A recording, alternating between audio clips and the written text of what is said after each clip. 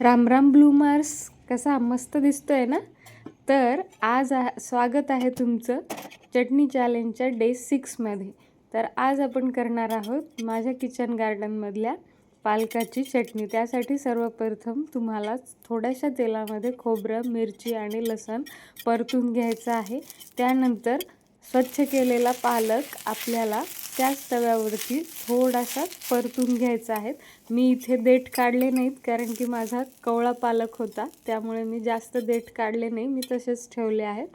आणि त्यानंतर मिक्सरमध्ये आपल्याला हे सर्व मिश्रण एकत्र करून जिरे आणि मीठ टाकून वाटून घ्यायचं आहे.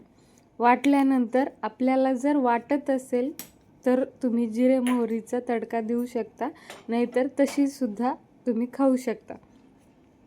तर तुम्हाला हे माझ्या चटणीच्या रेसिपी आवडत असतील तर चॅनलला लाईक करा, शेअर करा आणि सबस्क्राईब करा. आणि अशाच रेसिपी तुम्ही पण ट्राय करून मला कमेंट्समध्ये नक्की सांगा. Bye bye.